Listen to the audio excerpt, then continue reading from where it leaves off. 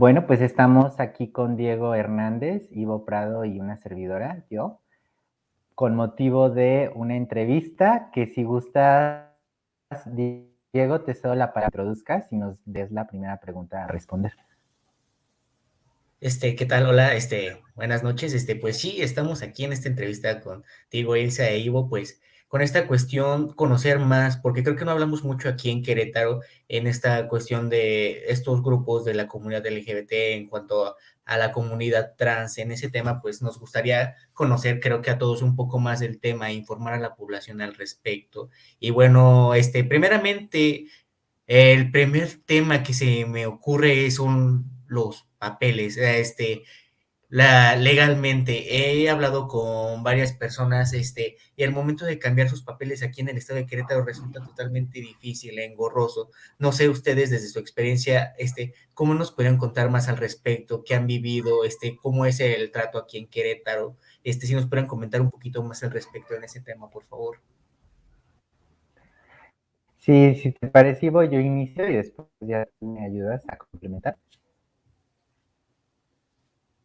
Ok, entonces, mira, en Querétaro pues no hay legislación de identidad de género, que justamente la estrategia a nivel nacional ha sido que cada entidad federativa busque reformar sus códigos civiles. No es como lo que sucede en Argentina, que allá lo que han buscado es impulsar legislación nacional, como si aquí buscaran hacer una ley federal de identidad de género, como para que las entidades la tomen y la implementen, es decir, y armonicen sus legislaciones locales. Más bien aquí, como la estrategia es reformar el código, ha habido dos iniciativas en el Congreso de Querétaro en distintas legislaturas para reformar el Código Civil. Y hay un intento de una tercera iniciativa, donde como Queretrans nos estamos sumando a acompañar, que se pretende que la comisión de indígena, de grupos indígenas, si no lo digo mal, que sea la que impulse esta iniciativa. Aquí la anotación que nosotras hemos hecho como desde Queretrans es que tiene que ser una iniciativa con los más altos estándares, ¿sí?, en reconocimiento de derechos humanos. ¿Por qué? Porque las primeras reformas a los códigos civiles, digamos, la primera fue en el Código Civil de la Ciudad de México, ¿sí? Bueno, en ese entonces Distrito Federal, porque ahí desde el 2008 ya había un juicio tipificado para que se lograra el cambio en los documentos, sobre todo en el acta de nacimiento, que es el documento primigenio. Pero pues el activismo fue como una de sus banderas fue, pues no tiene que ser un proceso jurídico, ¿no? Que es un proceso administrativo, y así se logra en 2015 en Ciudad de México. Sí, y del 2015 a la fecha ya tenemos, si no me equivoco, 18 entidades que han logrado reformar su código civil, y algunas de ellas, como es el caso de Jalisco, que incluyen a las infancias trans. Entonces, cuando nosotros decimos con los más altos estándares de reconocimiento en derechos humanos, nos estamos refiriendo en que no tiene que ser limitado este reconocimiento a partir de los 18 años. También se tiene que garantizar hacia las infancias. Ahora, ¿qué opciones tenemos en Querétaro? Pues nos queda la vía jurídica, y ha habido casos que lo han hecho desde una demanda, o sea, una demanda en el lenguaje jurídico, pues es algo más extenso, o a través de la vía del amparo, ¿sí? ¿Para qué? Para que se levante una nueva acta. Pero también que nos hemos encontrado a través de estos diálogos que se dan respecto a una nueva iniciativa o qué ha pasado al respecto, es que también se ha logrado vía amparo, pero con la diferencia de que no han buscado el levantamiento de una nueva acta, sino más bien el cambio nada más de datos a nivel de sexo y nombre. Sí, porque el sexo es todavía la categoría que aparece ahí en las actas, Sí, de hecho, sí. pero con anotación, ¿sí? Con anotación que según nos han dicho no se sienten tan expuestas porque es una anotación que no describe realmente el cambio, solo que hubo un cambio. Sin embargo, nosotras, desde Querétrans, o al menos desde mi postura personal, es que esa no tiene que ser la vía idónea, ¿no? Porque sigue siendo una anotación la que queda en la acta, sino que buscamos que sea el levantamiento de una nueva acta. ¿Y esto qué representa? Por un lado, que el registro civil, donde está el acta primigenia, tiene que resguardar esa acta para que solo haya una, es decir, la nueva, no haya dos actas. Y que por otro lado, la homologación, tocar puertas para que en las demás instancias se homologue el cambio. Y esto se complejiza porque con las 18 reformas que puede haber en distintos estados de la República, pues vas, ¿no? O sea, si en tu entidad no hay legislación, lo que hemos visto es que van a otra entidad Claro. que sí les permite el cambio, pero se siguen enfrentando al resguardo, no les resguardan el acta, ¿sí? Claro, claro, entiendo un poquito más, no sé, Ivo, que nos pudieras compartir tú. Sí, claro, pues obviamente, bueno, desde mi perspectiva ha sido un poquito diferente mi experiencia personal. Obviamente, bueno, yo soy nacido de la Ciudad de México, entonces, pues mi proceso ha sido como algo más sencillo. Si bien al yo querer hacer el cambio desde Querétaro, bueno, tomé una vía difícil. En lugar de venir a CDMX, que era donde estaba mi acta, decidí quererlo hacer desde Querétaro como para dejar como esta incidencia, por así decirlo. Si bien ha sido algo complicado y si bien, insisto, como dice Ilsa, creo que una anotación no es una vía adecuada para el proceso de las rectificaciones y los procesos administrativos para la rectificación de las actas de nacimiento.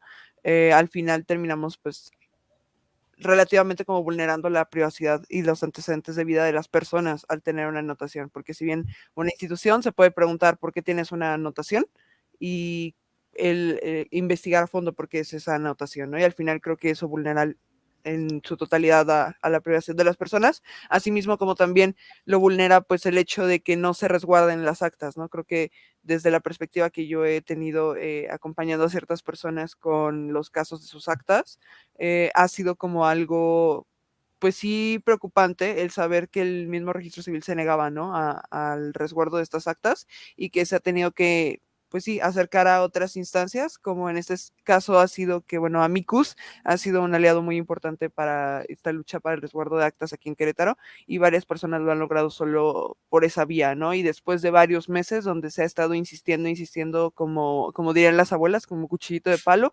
al registro civil, porque si no, no es como que lo hacen, ¿no? Entonces, creo que también es algo importante mencionar y pues el decir que es importante que se retomen como estos esfuerzos de los anteriores intentos de legislaciones y pues poder como incidir de esa manera y creo que ahora, bueno, nosotros como Querétrans tenemos el beneficio de poder como apoyar y colaborar en el desarrollo de esta iniciativa y con esperanza de que pueda generar un resultado fructífero en los próximos años de la legislatura. Ojalá, ojalá sea el mejor resultado, pero sí, volviendo a este temita nada más para que me quede bien claro, intentas cambiar tu acta y los registros civiles queretanos no dejan las dos, no resguardan tu acta, la dejan ahí, hay como pues ese problema, ese vacío legal aquí en los registros civiles de Querétaro, tenemos esa problemática, ¿verdad? Entiendo. Sí, exactamente. Y al final, bueno, desde el punto de vista que fue algo que yo platicaba justamente con el abogado con el cual llevo el proceso, él me mencionaba que al final eso pues te conlleva unas problemáticas a futuro. Claro, claro, legalmente, sí.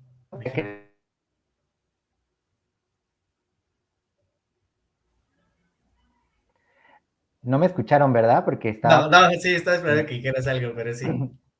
Sí, pues bueno, yo darle la bienvenida a Rebeca, se acaba de integrar, y creo que le podemos dar el uso de la voz para que también se presente, dado que esto se está grabando, y que pueda responder a lo que comentas tú del problema del resguardo a partir de, por ejemplo, el informe de reconocimiento integral de la OEA u otras referencias. Adelante, Rebeca. Gracias, querida Ilsa. Primero que nada, saludos, querido Ivo, saludos, Diego, presente. Bueno, soy Rebeca, soy una mujer de trans de 43 años, secretaria fundadora de Queretrans. Eh, Tengo 20 años de experiencia como funcionaria electoral y actualmente eh, fui por un rato breve consejera de mujeres y ahorita soy encargada de despacho de la Dirección Ejecutiva de Participación Ciudadana del Instituto Estatal Electoral aquí en Oaxaca. Por eso estoy conectada desde Oaxaca. Bueno, y también integro el Observatorio Latinoamericano del Caribe por los derechos políticos electorales de las personas trans. La situación de que comenta Ivo es un problema muy fuerte que tenemos en el país. Normalmente decimos que llevamos 18 entidades, más o menos, que ya tienen reconocimiento legal. La cuenta la llevamos a través de los más altos estándares en materia de derechos humanos ya establecidos tanto por la Corte Interamericana de Derechos Humanos a través de la opinión consultiva 24-2017 que solicitó en su momento el Estado de Costa Rica, pero que es de aplicación para todos los estados de América, incluidas México, y también diferentes criterios y contradicciones de tesis de la Suprema Corte. Y en síntesis, lo que han establecido es que el trámite para que se apegue a los más altos estándares de derechos humanos es que tiene que ser gratuito, administrativo, no debe ser un juicio, que es, ya te platico, creo que lo que te estaba platicando, Ivo, Sí. y rápido, ¿no? A mí me tocó otra experiencia, ¿no? Me tocó rectificar mi acta en 2012, cuando era un juicio, y conozco de gente cuando ni siquiera un juicio. Entonces, te lo comento porque cuando contamos, decimos 18 entidades o X número, es porque llevamos más o menos esta cuenta con estos criterios, ¿no? Pero tú dirás, pues nos pasó a las personas trans, ya con esto ya estamos del otro lado. Pero lo cierto es de que en 2019 vinieron de la Organización de los Estados Americanos a solicitud de RENAPO, el Registro Nacional de Población, porque se dio cuenta que esto es algo bien raro. Haz de cuenta que los lineamientos generales de registro de la población los emite RENAPO, pero la aplicación es decisión a nivel estado. ¿Y cómo resuelven esto? Hacen un consejo que se reúnen cada 1000 años, ni siquiera es cada año, ¿no? Porque no es un tema que les interese. Sin embargo, la OEA le da seguimiento en toda América Latina al tema del derecho a la identidad. Cuando habla del derecho a la identidad nos referimos, por ejemplo, que hay muchas personas que no tienen ni siquiera acta de nacimiento. En Bolivia, poblaciones indígenas, ¿no? En Guatemala, poblaciones migrantes. Es decir, es un tema que tiene que ver como ante el Estado, no ante los estados, cómo te identificas para acceder a otros derechos, pues con una acta, una identidad. Pero se han dado cuenta que el tema de la identidad también nos pega a las personas trans. Entonces, por ese tema lo lleva la OEA y RENAPO justamente que lleva estos temas al ver que en diferentes estados estaban esta situación, se dieron cuenta que cada registro civil, porque cuando una persona gana en donde sea su sentencia, tiene que volver al registro civil donde nació, bueno, más bien donde la llevaron a registrarse. Y resulta que ahí es donde la marrana torció el rabo. ¿Por qué? ¿Por qué? Porque, por ejemplo, yo gané el juicio, con juicio en la Ciudad de México, pero a mí me registraron en Costa Rica y de Veracruz. O sea, pues cuando yo llevo la documentación con un juicio, ni siquiera, ya no estoy hablando de un oficio administrativo, que es lo que recibe ahora Ivo, ¿no? Un oficio administrativo. Entonces era un juicio que le decía, registro civil, te ordeno que acates y le hagas la rectificación, la homologación. Y ellos decían, en ese estado no reconocemos eso. Así que no hacemos caso. Entonces, nos ha llevado a qué? A una judicialización de nuestros derechos humanos. Es decir, estas leyes no se ha resuelto o no ha resuelto el verdadero problema de que accedamos a la identidad. ¿Por qué? Por el cisexismo y la transfobia de las personas que están operando en las oficinas del registro civil.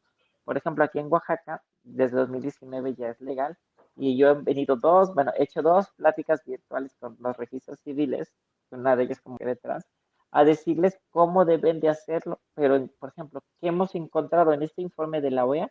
La RENAPO dijo, en ese entonces había 5 entidades nada más que reconocían en 2019. Fíjate, ya estamos a 2022 y van 18.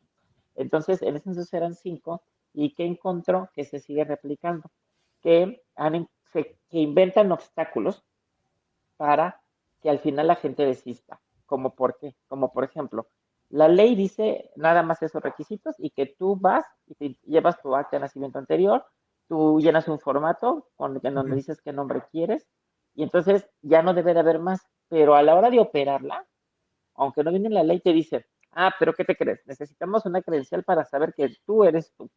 Y dices tú, pues ese es el problema, que no tengo identificaciones. O te dicen, necesito comprobante de domicilio. Claro, O te dicen, necesito comprobante de ingresos. O te dicen, necesito que me traigas una copia certificada reciente de tu acta de nacimiento primigenia. Y eso es un problema para quienes viven fuera de sus estados, como Ivo, como yo. Pero al mismo tiempo es un problema porque luego le ponen un precio que no le cobran a las demás. Es decir, pero esta acta se va a cobrar 1,500 pesos. Entonces, si hablamos, porque ya te hablará que las poblaciones trans son poblaciones precarizadas o que la verdad no sobra este dinero, entonces volvemos a encontrar que se dan obstáculos. Y claro. ya no hablemos de que llegan al registro civil y la gente dice, te estoy hablando de cosas que yo conozco, que me han reportado. Claro. Oye, quiero saber en Oaxaca cómo se hace esto. No, aquí no tengo información. Pregunta en la dirección del registro civil de la capital. En otros estados así lo han dejado, si bien lo legislan, a la hora de operarlo dicen, solamente se va a atender en los registros civiles de la capital.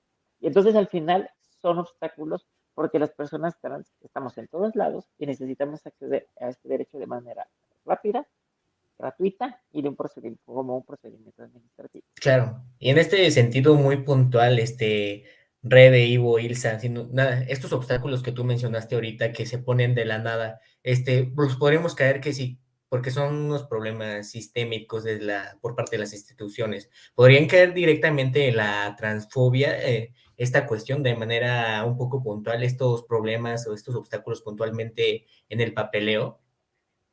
Claro, porque es un procedimiento que no reciben otras personas más que las personas trans.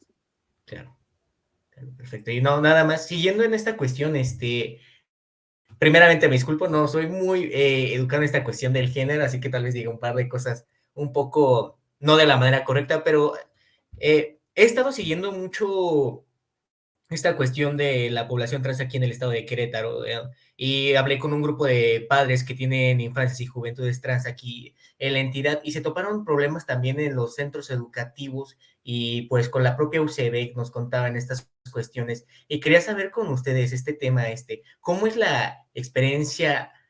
No lo voy a llamar la experiencia trans, no sé si es el término correcto, la experiencia trans desde la infancia hasta la adultez y cómo lo han vivido.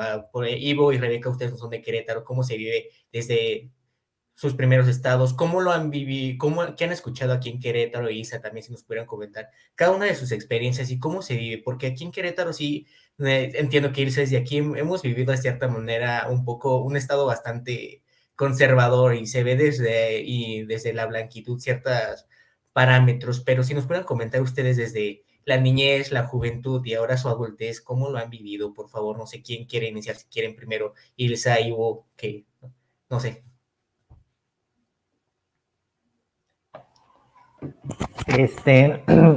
Yo inicio. Pues mira, ¿cómo lo hemos vivido? Creo que, pues la última década, o bueno, ya ni siquiera una década todavía, porque recuerdas que te mencionaba el 2015 como un antes y un después quizá, porque en 2015 es la primera reforma al Código Civil que hay en la Ciudad de México. Entonces, esa es la referencia que se tiene a partir de estos criterios que que mencionó Rebeca, los criterios de la Suprema Corte, que tiene que ser un trámite gratuito, sencillo, administrativo, ¿sí? Entonces yo en 2015 todavía logré mi cambio, pero por la vía jurídica, ¿sí? En la ciudad de Querétaro. Para mí eso me representa un logro bastante, o sea, como un logro muy, ¿quién le podría decir? Es un precedente, Es un ¿no? Pese a precedente. que no era la vía como más aplaudida en el 2015,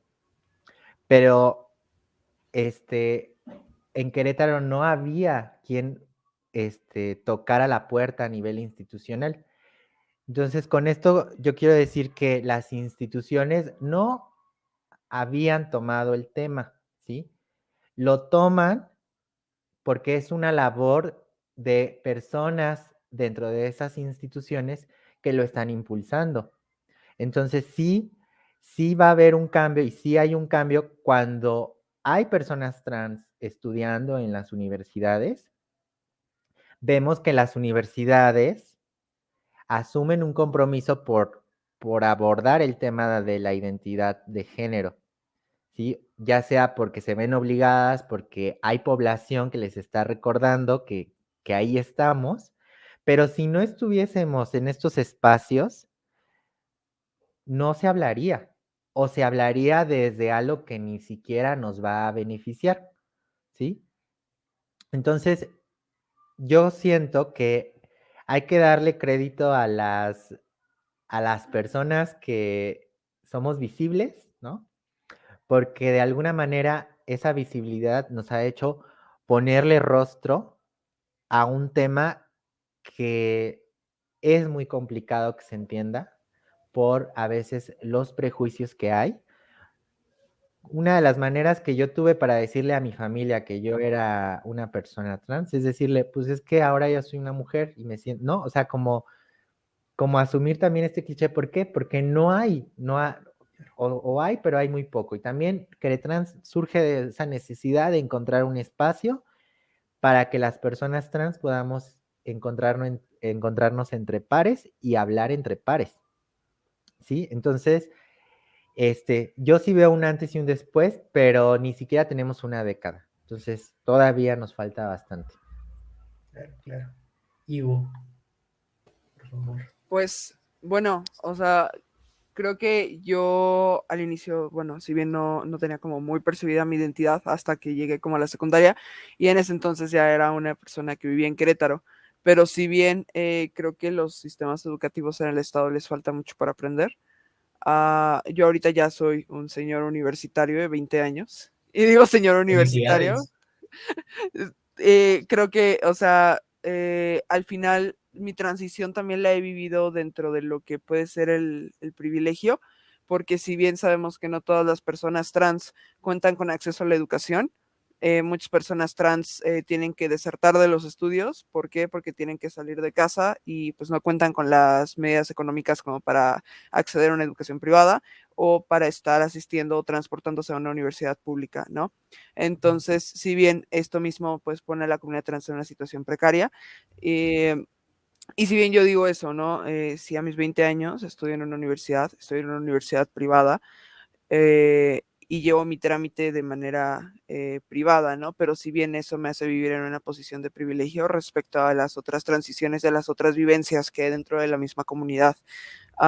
Si bien el tener una transición en privilegio con médicos privados, una universidad privada que está en el desarrollo de un protocolo, que está en el desarrollo de iniciativas para incluir a la comunidad trans, que se ha mostrado a favor de la comunidad y que ha sabido erradicar los discursos trans excluyentes en todos sus campus alrededor de la República, pues aún así no me excluye de situaciones de transfobia pues en tiempos pasados, ¿no? Y si bien puedo recordar que en mis tiempos de secundaria, yo soy una persona sanjuanense, y pues en San Juan del Río, si bien debemos de destacar que las instituciones educativas no tienen ninguna como protocolorización, ni siquiera las medidas de cómo atender casos de adolescencias trans o de infancias trans. Claro. Y aquí es donde yo digo un saludo al Colegio Centro Unión, porque los mismos directivos son los que incitan la transfobia.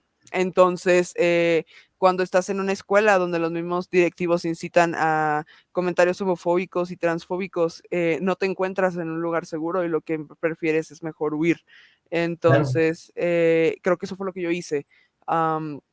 Huí a los 15 años y regresé a la Ciudad de México. Y desde ese entonces soy lince. Pero ahí se notó muchísimo el cambio, ¿no? Creo que la escuela desde los primeros momentos me tendió como la mano y supo como el poder construir estos espacios seguros que eran como los necesarios, pero si bien no todas las universidades lo hacen y si bien hay universidades que se llaman aliadas, pero desgraciadamente albergan discursos transexcluyentes en sus espacios públicos o dentro de las mismas aulas de clase, y es algo que es muy común y desgraciadamente no se llega a visibilizar y las universidades van con esta bandera de somos aliados, cuando en realidad el ser aliado no es solamente ponerte aquí apoyo a las personas trans, sino que se demuestra con acciones. Y desgraciadamente los sistemas educativos todavía están llenos de estas, por así decirlo, llagas. Ajá, y estos prejuicios dentro del mismo sistema y que desgraciadamente afecta a los estudiantes y hace que pues obviamente la cifra de personas trans que desertan de la edad escolar pues obviamente sea mayor, ¿no? Y que obviamente esto complica la situación laboral de las personas trans porque si bien sabemos el sistema, si no llegas a cierto nivel educativo, ya no te recibe en un trabajo o te cierra las puertas más fácil si no llegas a cierto nivel educativo. Entonces, esto mismo es lo que hace que, pues, obviamente, la situación laboral de las personas trans se vea dañada. Claro, claro, muchísimas gracias. Ivo, Reven, si nos pudieras compartir un poquito más en esa pregunta. No sé si la tienes grabada o te la vuelvo a Sí, repetir, no claro. sé. No, sí, por supuesto. Bueno, en mi caso, pues evidentemente yo crecí en una época en la que no había nada de lo que ya dijeron Ivo e Ilsa. No había más que los referentes que anteriormente llamamos transexuales y travesti, y no lo digo en términos despectivos, porque aún así me parece que es válido que una persona te quiere nombrar transexual o travesti, ¿no? Pero también habemos quienes nos desmarcamos, ¿no? Y nos nombramos como, yo en mi caso, mujeres trans, como una forma también de reivindicar, ¿no? O de marcar o demostrar que otras historias, otras vidas y otros mundos son posibles, ¿no? No nos está marcada, o sea, yo te puedo contar, la verdad, una historia como me bullearon en la primaria, en la prepa, o sea, en todos lados, ¿no? Pero yo creo que más bien lo que yo quisiera enfocarme es, porque de eso la narrativa y la prensa, tú que representas a la prensa, lo ha hecho por muchos años. Si tú haces una búsqueda en hemeroteca, encontrarás una narrativa enfocada en la tragedia de las personas trans. Pero justamente más bien yo lo que quiero enfocar es que sí, hemos tenido unos contextos muy adversos, y cuando te digo adversos es de persecución policíaca, desaparición, asesinatos, abandono de la calle, de la familia, de tus redes de apoyos, tasas de desempleo altas, ¿no? Situaciones de salud mental deterioradas por todos estos contextos de violencia, ¿no?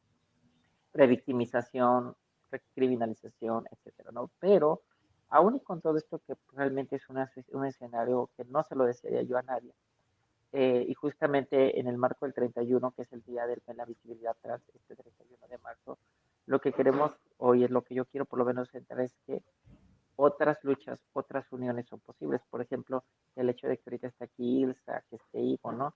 Pues habla de tres trayectorias y tres historias de vida que se cruzaron junto con otras personas y que hemos decidido, pues, a lo mejor nos unen ciertas heridas, nos unen ciertos dolores, pero no hacemos ni de la herida ni del dolor nuestro discurso ni nuestra campaña, ¿no? Hacemos también nos enfocamos en la alegría, también hablamos de construir nuestros propios espacios que allá afuera no se nos dan, acá nosotros los vamos a construir, tenemos un grupo de WhatsApp, no sé si ya te contaron que en esta última remembranza logramos entrar y abrir espacios para hacer actividades con personas trans, para personas trans, como monólogos, como en la universidad, como la propia remembranza, ¿no? Como acciones de intervención pública que no se habían hecho en otros momentos de la historia de Querétaro. Entonces, sí, creo yo que si bien hemos tenido y tenemos y seguramente seguiremos teniendo contextos muy adversos porque desgraciadamente nuestras alianzas han sido pocas y desgraciadamente cuando se acerca mucha prensa es para nada más sacar la historia que vende o sacar la historia que está popular porque ahorita está sonando y ya jamás vuelven a acercarse cuando hay un asesinato, jamás vuelven a acercarse cuando las poblaciones trans pasamos precarización, ¿no?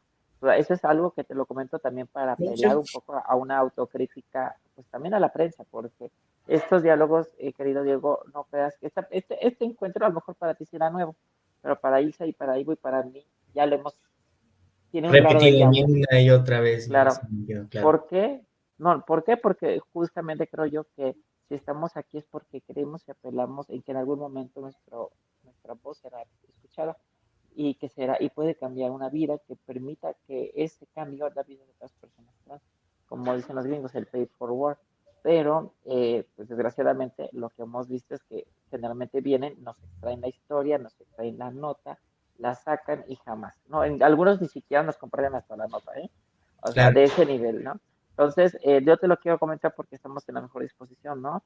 Sí, sí. Entiendo tus ganas de aprender, pero también yo creo, ¿no? Debe o convoco y apelo a un compromiso ético, ¿no?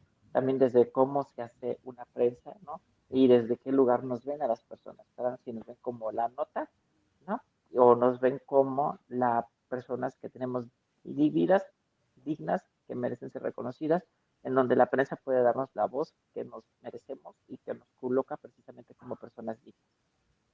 No, concuerdo contigo totalmente, Rebeca. Sí, realmente hablando de esto, sí, la prensa necesitamos un montón de autocrítica en esta cuestión y con varios grupos de la comunidad mexicana, realmente sí, con grupos originarios, grupos afromexicanos, grupos, realmente sí pareciera así mucha comercialización por parte de la prensa, creo que hay que admitir eso, pero creo que pues es ir avanzando en esta cuestión en México y ahorita yo por mi parte aquí en Querétaro, en esta cuestión de pues no solamente ver a nuestras fuentes como un sujeto o una fuente, sino realmente hacer un trabajo un poquito más artesanal en esta cuestión y pues seguir adelante y no solamente por la fecha, sino pues un trabajo diario y pues intentar hacer lo mejor posible. Y cuando erre, pues ahí me lo recuerdan. Si llego a errar con ustedes, ahí me lo recuerdan sin problemas. Y pues nada, muchísimas gracias por tu intervención, Rebeca. Y en este sentido, en el panorama que se enfrentan, dicen, hay risas, hay felicidad aquí en Querétaro, este espacio que han formado. Si nos pudieran platicar un poquito más al respecto de así, Querétrans, cómo inició, cómo fue la idea, cómo se fundó y qué se ha estado trabajando, cómo ha sido el inicio de trabajar esta sociedad, esta asociación entre ustedes y qué es lo que han encontrado y que han descubierto de ustedes mismas y de tu parte, Ivo, no sé si nos pudieran contar qué es Querétrans para ustedes y de qué manera pues, está abonando a la sociedad y no sé, ahorita dijeron hay monólogos, está empezando a tallerear, no sé, qué más nos pudieran comentar, por favor.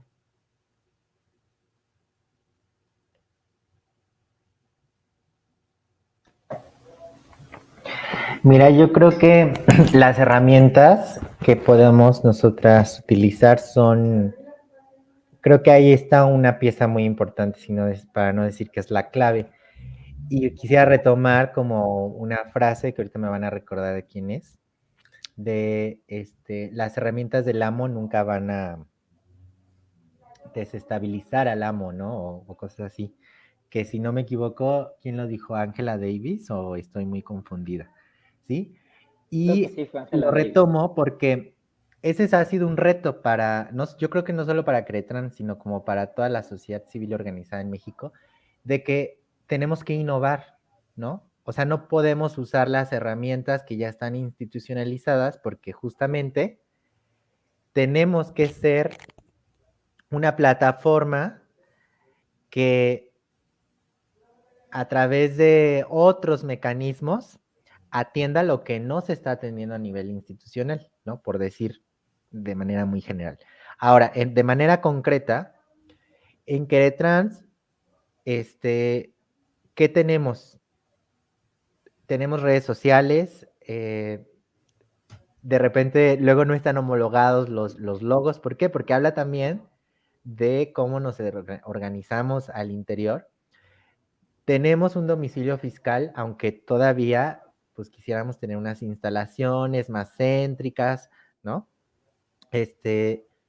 Tenemos una serie de proyectos bueno, que digamos que son permanentes porque tienen continuidad.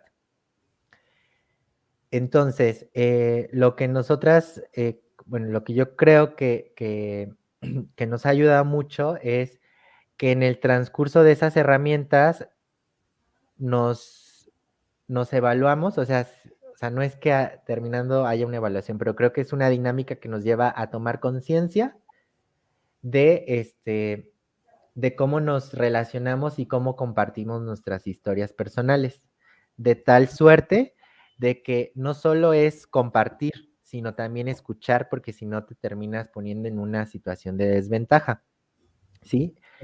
Entre personas trans, pues esa lógica como que queda mucho más clara, porque si yo tengo una historia de cambio de nombre y de sexo y todo lo que me he enfrentado a través de ese cambio, pues hay historias similares, ¿sí?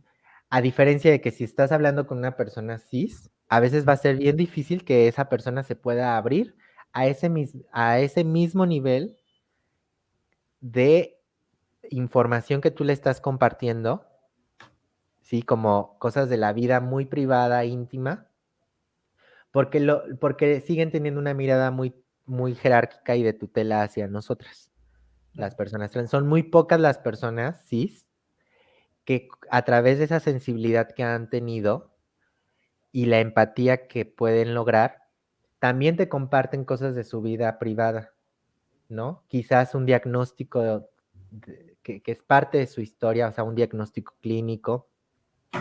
Y entonces, eso es muy valioso, yo lo trato de rescatar porque eso genera como un código, como una manera de relacionarnos buscando que no nos expongamos o que no terminemos en otra vulnerabilidad más, ¿sí? Y son herramientas que si bien no son como tal un pico, una pala o tenemos todas las instalaciones, o sea, como esa materialidad que puede ser mucho más física, se materializan en la manera en cómo nosotras buscamos dialogar. Hablamos de un mecanismo de horizontalidad y ese mecanismo no es otra cosa más que si yo te comparto, tú también me compartes y aquí el tema es que busquemos el diálogo, es decir, la reciprocidad.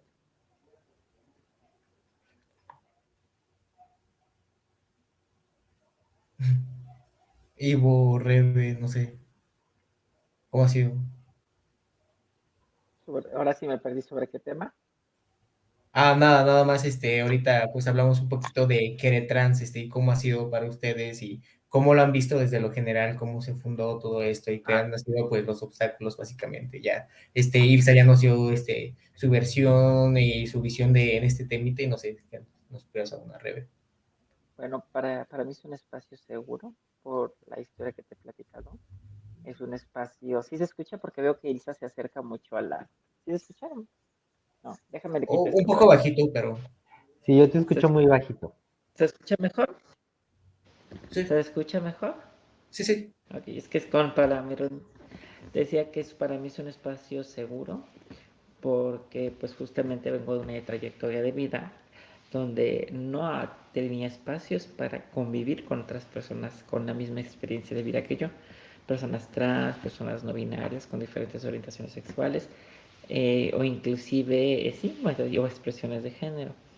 Y también un espacio seguro, porque históricamente me he movido muchos en espacios donde yo soy la única persona trans, ¿no? O sea, llenos de personas cisgénero, y a lo mejor las personas cisgénero no se dan cuenta, cuando una es la única, ¿no? O sea, como dice Ivo, como dice Ilsa, si hay un trato como, yo siento como cuando tratan a una persona que es diferente, una persona con discapacidad, una persona con indígena, ¿no? Pero obviamente ubicado cada quien en sus propias intersecciones. Pero me refiero en el sentido de que una sabe y una lo Jerárquicamente. siente y el grupo nos lo hace saber que estás ahí pero no eres parte. Okay. Estás ahí, pero digamos que hay un tono de condescendencia, hay un tono de extrañeza, hay un tono como cuando andas de visita, ¿no? Como cuando andas de visita en una casa. O sea, sabes que ese lugar no te pertenece, ¿no? Tan no te pertenece que cuando las personas trans empezamos a tener nuestra voz, es decir, exigir que ya no me llames travesti o exigir que no soy tu chiste, exigir que ya no hagas metáforas en donde lo travesti o lo trans es una forma de no ser honesta, ¿no? Por ejemplo, aquí en el sistema electoral yo he discutido mucho cuando las personas que brincan de un partido a otro les llaman travesti de político, ¿no? Y dije, a ver, no metas tu transfobia en esto, ¿no? O sea, ponle otro nombre. O sea, no, o sea, no repliques un estigma o un prejuicio en donde las personas trans somos una falsedad. somos una mentira, ¿no? Porque ese es el mensaje que constantemente recibimos, ¿no? En todos los entornos sociales, que desde que decimos, mamá, yo soy un niño o niña, dependiendo de cómo nos identifiquemos, o no binaria, lo primero que recibimos es, estás loco o loca, nadie nos cree, o sea, es decir, es tú contra el mundo. Y eso es bien difícil.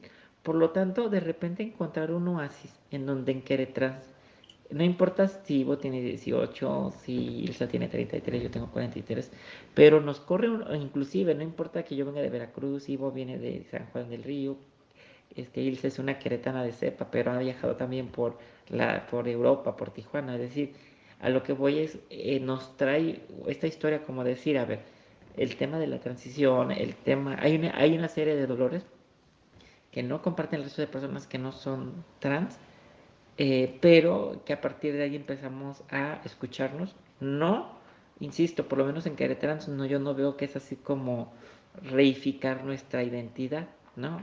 Sino más bien celebrar desde ahí, ¿no?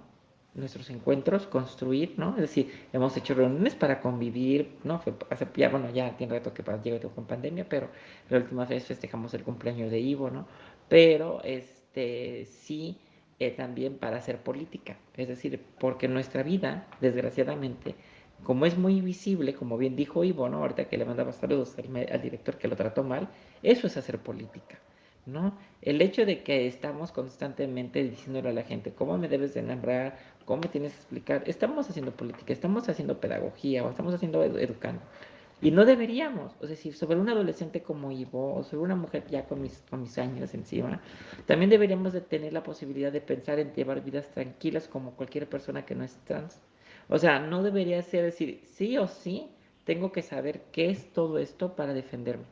O sea, creo que también merecemos vidas en donde las personas trans podamos decir, ¿sabes qué? No quiero un viernes a las 9 de la un lunes a las 9 de la noche estar haciendo una entrevista para que me ayuden a defender que mi vida es digna y poder estar viendo la tele como cualquier otra persona despreocupada, ¿no? O teniendo otras preocupaciones que no tengan que ser casi de vida o muerte, ¿no? Porque realmente aquí se nos juega la dignidad. Entonces, para mí Querétaro significa todo eso. Muchísimas gracias, Rebe. Ivo. Pues bueno, creo que para mí Querétaro llegó justo cuando estaba empezando mi transición. Llegaba a unos cuantos meses de haber comenzado mi transición social y haber comenzado como todo este trayecto de transición familiar. Rebe no habrá de olvidar cuando conoció a mi mamá en la primera remembranza y que mi mamá estaba llena de 20,000 dudas y le hacía 20,000 preguntas a Rebe y con muchas preocupaciones y Rebe le decía, no señora, calma, todo va a estar bien. Y al final creo que eso mismo que trans estuvo casi desde el inicio de mi transición, eso fue lo que hizo que para mí siempre que trans sea como una familia, ¿no? O sea, yo bien lo he dicho, que a Ilsa y a Rebe las adoro con todo mi corazón y siempre he dicho que son como mis maestros de vida. Y bien he dicho que es en el mismo activismo cuando yo le dije a Rebe, no, creo que sí quiero hacer activismo y que ella fue la que me ha ido enseñando todo, pues ella ha sido casi como mi mamá dentro del activismo, ¿no? Y basta y sobra que luego todavía cuando entra a las videollamadas y todo, le digo, hola mamá, nada más en tono de broma, pero creo que al final el poder como construir esta familia entre nosotros, poder construir comunidad entre nosotros ha sido algo importante, ¿no? Y me hace pensar mucho, ¿no? En esto mismo de cómo también pues al inicio el poder como ir tejiendo nuevas redes hace que la familia que tenemos dentro de Querétrans crezca, ¿no? Y el poder apropiarnos de nuevos espacios, ¿no? Citando a mi querido Luis Tirado, que siempre dice, no solo hay que generar espacios para nosotros mismos, sino también hay que tomar apropiación de otros espacios de los cuales pensamos que no podemos formar parte.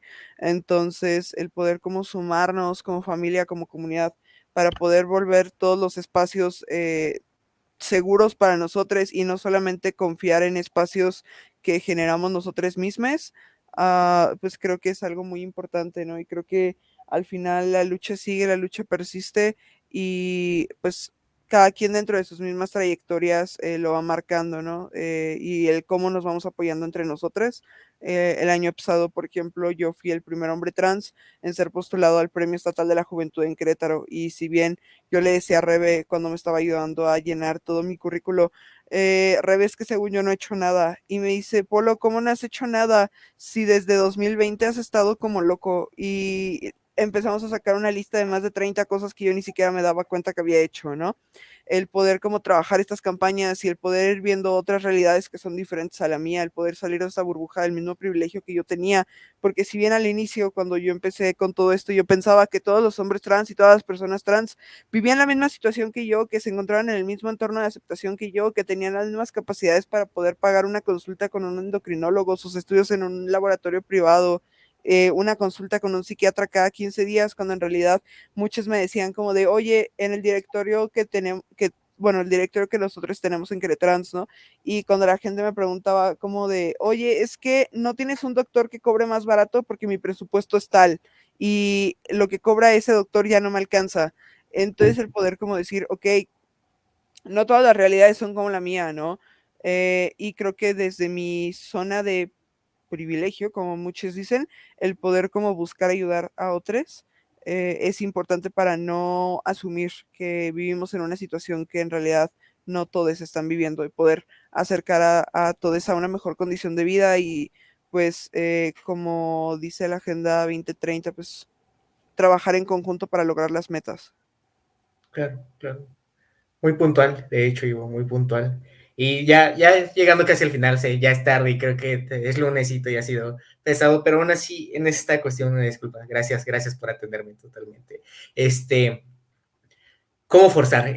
Pues ya vimos el primer caso no sé si el primer caso de forzamiento, pero ya se forzó al estado de Querétaro a, pues, legalizar el matrimonio igualitario, en este caso, hacia la población trans aquí en Querétaro. ¿Cómo forzar a las instituciones y a qué? A, pues, hacer cumplir, a hacer valer los derechos, de qué manera, y en esta cuestión, de qué manera que forzarlos y cómo se podrían, ustedes por parte de Querétrans, si nos puede explicar qué se puede hacer ahorita, esta ley de identidad de género que nos estabas platicando, y si es un paso de varios, si nos puede platicar un poquito más al respecto, y también si nos pudieran responder ya dos preguntas conjuntas, ¿cuál es el panorama en Querétaro y en México? Porque esta Rebe me hizo el favor de enviarme y también lo vi, lamentable tuve que ver eso, ese foro de la UNAM, es esta cuestión de cómo, pues, desde la academia misma, en una escuela pública, se llegó a, pues, pues estas cuestiones, ¿no? De la identidad trans, se habló sin personas trans y cayó un tanto en la transfobia, la academia, la sociedad, ¿cuál es el panorama que se enfrentan la población trans en México y en Querétaro puntualmente? Ahorita Rebeca no está en Querétaro, si nos pudiera platicar un poco más al respecto. Y ustedes, las tres han viajado, las tres, y Ivo ha viajado, si nos pueden comentar más al respecto, por favor.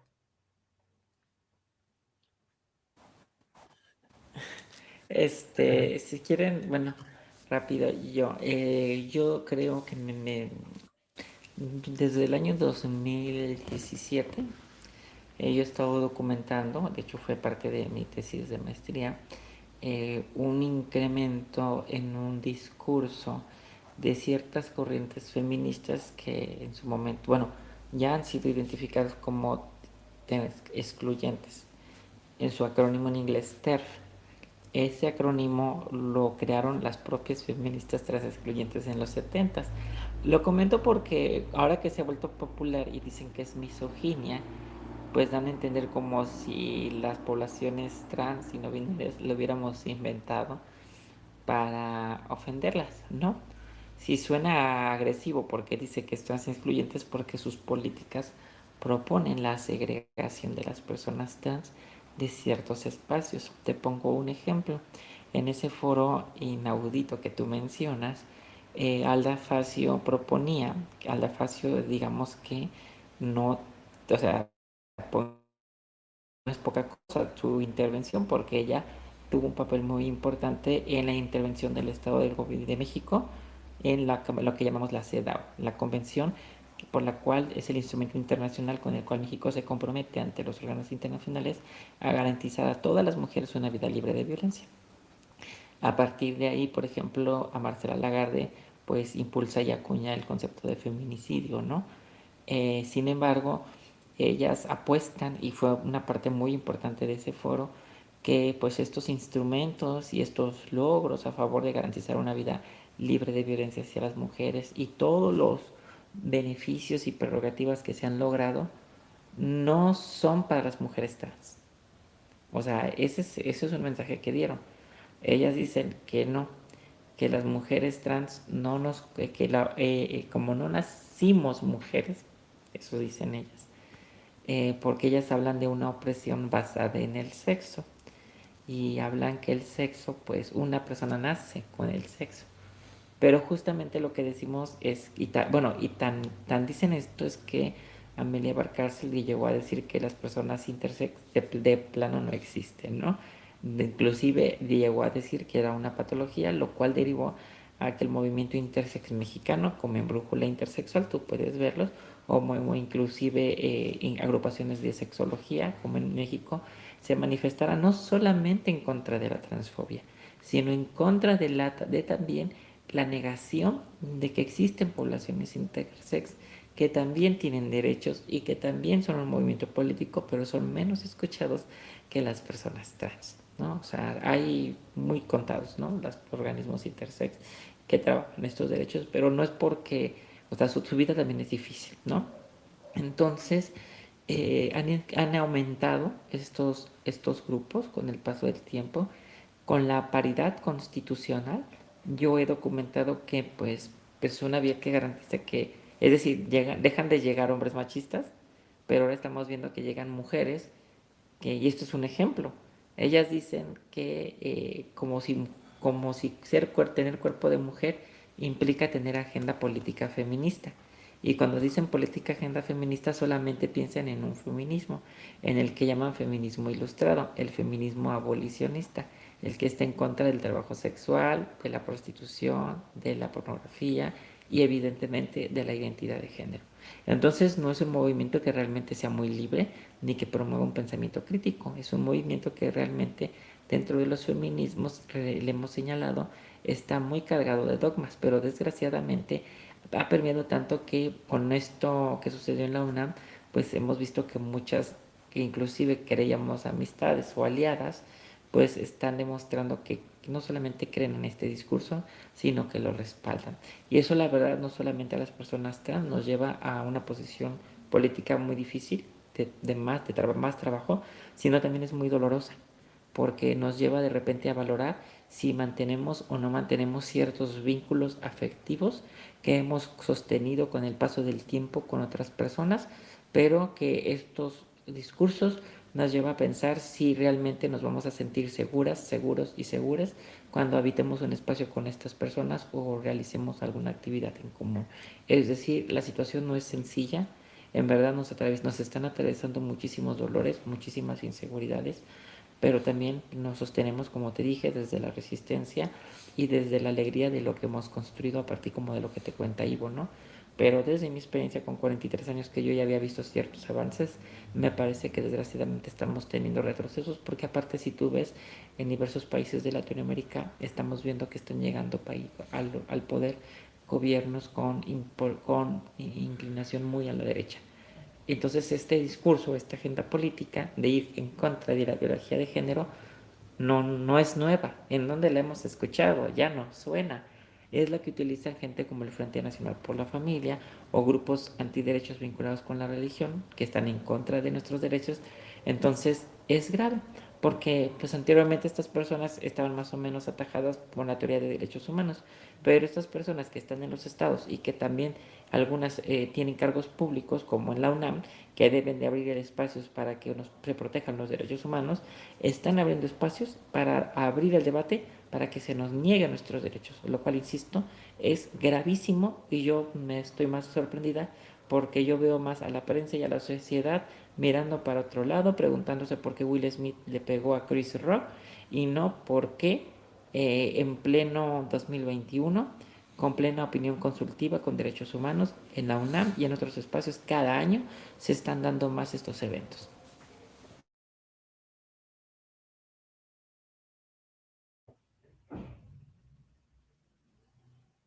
Ilsa, Ibu, sí. Nos pueden complementar, no sé quién quiere ir primero.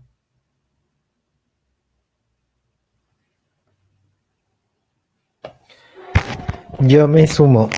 Pues mira, yo quisiera abordar que las instituciones defensoras de derechos humanos están pues súper apagadas, no solo a nivel nacional, también en el caso de Querétaro tenemos una Defensoría de Derechos Humanos que no se ha pronunciado, o sea que la vemos como si no estuviese haciendo nada, ¿no? Porque como población trans, pues no vemos una campaña o política clara hacia nosotras. Y esta es otra reflexión que también se ha dado en otros espacios, el que no haya una campaña, una política clara hacia nosotras como población trans, no quiere decir que no nos tengan en cuenta, sin embargo, el que nos tengan en cuenta es desde la exclusión, ¿no? Desde la no inclusión, desde prácticamente la discriminación, porque saben que existimos por supuesto, pero no somos, como dirían los panistas, su prioridad, ¿sí?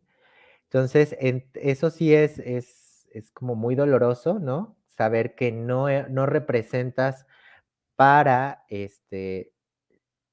los políticos o las personas en cargos de toma de decisión, no representas la importancia que debemos de tener porque estamos hablando de vidas, ¿sí? Y aquí hay una deuda histórica también, ¿sí?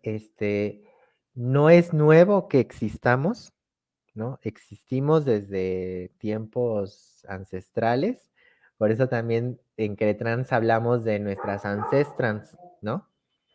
Como este ejercicio de recuperar la memoria con dignidad. Y al no haber como este interés por parte de las instituciones, pues nos habla de que hay una mirada súper sexista, de que cada vez las personas trans dentro de estos espacios pues son menos, ¿no? Ahí podríamos hablar de que a veces eso podría identificarse como un retroceso, ¿no? Hay un intento del INEGI por contarnos a través de su encuesta de diversidad sexual, ¿sí? Pero pues son intentos a final de cuentas. Entonces sí es importante que en todo esto que se haga dentro de las instituciones, seamos nosotras quienes nos incluyan, ¿no? Desde ese momento y todas las personas que se llamen a alianzas, que nos incluyan desde el proceso de hacer las cosas y no solo al final de te invito para la foto, porque es justamente cuando sentimos que nos están utilizando, sino que tiene que ser el acercamiento desde el inicio de lo que se pretenda hacer.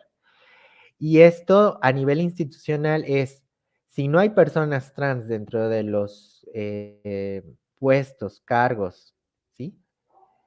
Pues entonces no sé como cuál es su fuente o su acercamiento con la población, ¿no? No hay ningún intento de integrarnos. Y puede haber varios intentos por integrarnos, pero creo que como que es una suerte de echarse la bolita, de que creo que a nivel gubernamental se espera que sea la iniciativa privada la que dé el ejemplo y la iniciativa privada a su vez como que las instituciones gubernamentales sean las que den el ejemplo. Y mientras tanto nos encontramos eh, con un cisexismo, con una transfobia que justamente nos borra, ¿no? Porque cuando incluso participamos en procesos, ¿no? ¿No? En una convocatoria, no sé, para ocupar un cargo, yo lo viví ahora que estuve aplicando en línea algunas convocatorias, aunque menciones que eres una persona trans, en ningún momento después retoman esa experiencia. Simplemente se van por la tangente y te dicen otros argumentos. Y luego también para las personas trans, a veces el exigir o el siempre estar judicializando nuestros derechos, representa un desgaste, ¿sí? Un desgaste que en comparación con otras experiencias, por ejemplo, experiencias cis, no tienen esa necesidad de estar judicializando. Digo, no voy a decir todas, todos, porque cada historia a veces es muy particular, pero sí hay unas diferencias como que nos van formando, nos van constituyendo, que me preocupa y me hace preguntar, ¿por qué no hay más personas dentro de las instancias, ¿no? Tanto escuelas, mm, instituciones de gobierno, empresas, ¿no? No hay, o sea, y cuando de repente quieren integrarnos también, una de las mañosas estrategias que yo ubico, nos quieren meter a todas y todos en un mismo cajón. O sea, si hablamos de grupos en situación de vulnerabilidad, ahí van las personas trans, van personas con discapacidad, van poblaciones indígenas, y entonces si nos ponen, es una suerte de ponernos a competir, que yo he terminado concluyendo que a veces es una suerte de a quien más se le note la vulnerabilidad es quien tiene más derecho, más necesidad de que se le apoye. ¿Sí? Entonces, si tú pones una persona trans al lado de una persona con discapacidad, aunque también sea trans, pues ahí está claro que vamos a decir, quien tiene la más necesidad que se le incluya es la persona trans con discapacidad, ¿no? Entonces, así de macabro es el asunto. Y bueno, entonces es una suerte de muchos retos, pero que no podemos nosotras como personas trans, renunciar como a estos pequeños avances que hemos logrado desde lo social, es decir, quienes sí me reconocen por mi nombre, aunque no he logrado el cambio legal. Entonces, vamos haciendo también relaciones de parentesco y quiero recalcar ese tema de aparentar, de generar relaciones de parentesco, porque luego nos vienen y nos dicen, nos recuerdan que el parentesco solo es el consanguíneo o el parentesco es lo tradicional, ¿sí? De esos roles de mamá, papá o si una familia, porque luego también desde lo trans, ¿no? Desde esa transición, incorporamos esos roles y tenemos de repente historias de, no voy a decir nombres, pero tengo el conocimiento de personas que adoptaron y se fotografiaron así como en todo su embarazo y cosas así. Bueno, entonces también está la otra perspectiva de que, bueno, las personas trans sí es de todos los días, pero no es exclusivamente nuestra responsabilidad, es una responsabilidad compartida el informar, ¿sí? El avanzar en todo esto y cierro con la frase de la canción de Mercedes Sosa, ¿no? Si todo mundo cambia, que no cambie yo, obviamente que si yo cambio también, evidentemente las demás personas y lo que está a mi alrededor tiene que cambiar. Entonces, esto es una apuesta como de seguir haciendo, buscar como yo soy, le apuesto a la institucionalización, quizás por mi formación de socióloga, pero sí veo de que, a ver, mucho lo que hemos hecho o estamos haciendo en Queretrans y nos planteamos es que Queretrans tiene que seguir, aunque yo, Ilsa, ya no esté, o quienes fundamos Queretrans el día de mañana ya no estemos. Tiene que seguir porque es un proyecto que no recae en una sola persona, ¿sí? Que no es una persona física, incluso es una persona moral. Y eso que le depositemos al nombre de Queretrans es lo que se va a ir construyendo, ¿sí? Y se va a quedar para la historia.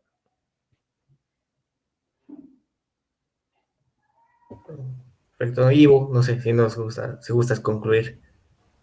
Sí, concuerdo completamente en todo lo que dijeron Rebe e Ilsa. Creo que nosotros como comunidad también tenemos que ejercer estas presiones, ¿no? Y si no nos hacemos visibles, no habrá manera, ¿no? Pues sí, de ejercer estas presiones ante las instituciones. Creo que si no se nombra algo, no es visible, y si no hacemos la presión porque se nombre, tampoco va a ser visible. Entonces, Es importante que nosotros como comunidad obviamente pues presionemos para hacernos visibles en estos espacios. Como decía Ilsa, ¿no? Luego se nos posicionan los grupos con vulnerabilidad, pero si vemos, por ejemplo, el plan de desarrollo estatal presentado por el gobernador, no hay ninguna iniciativa en favor de comunidad trans ni comunidades LGBTs. Y eso a pesar de que, bueno, en mi caso, yo estuve participando en una mesa de trabajo rumbo al plan de desarrollo y no se contempló ni siquiera ninguna de las 5 propuestas que di.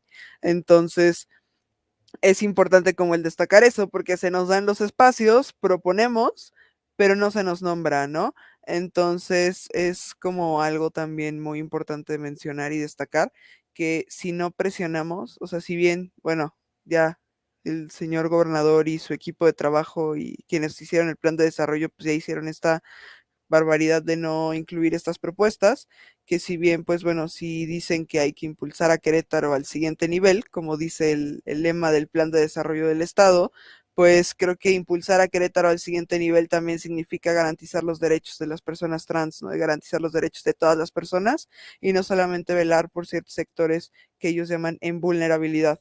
Entonces, si llamas a nuestro sector en vulnerabilidad, pues no solo te centras en personas indígenas, y no solo te centres en personas con discapacidad, porque nosotros también existimos y somos visibles, ¿no?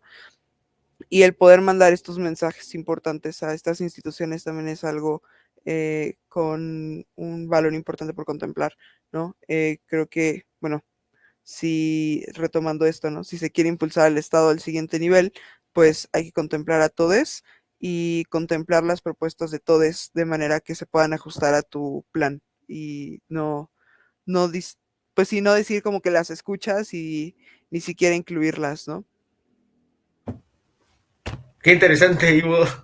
No sabía, mira, qué puntual lo que has mencionado. Realmente no sabía que habías participado en el plan y pues no me sorprende el señor gobernador, pero entiendo perfectamente. Nada más ya por último, si nos puedes repetir, nos recordar las 5 propuestas que diste en el plan para tenerlo. Sí, pues bueno, en la mesa que yo estuve participando fue en unas mesas de trabajo que se desarrollaron en la última semana de noviembre. Ahorita no recuerdo bien la fecha, creo que fue 19 de noviembre. Fueron unas mesas que se llevaron a cabo en el núcleo. Si bien yo establecí propuestas de cupo laboral trans, establecí también propuestas para un reconocimiento de las identidades trans, también apoyo en el sistema de salud para que hubiera pues TRH para todos y que haya un sistema de salud que esté como capacitado para atender casos de personas trans y que pues obviamente se les atienda sin ningún caso de discriminación. Se habló que a la hora de establecer el cupo laboral trans se dé un protocolo laboral trans a las empresas y que el mismo Estado en sus instituciones estableciera protocolos laborales trans.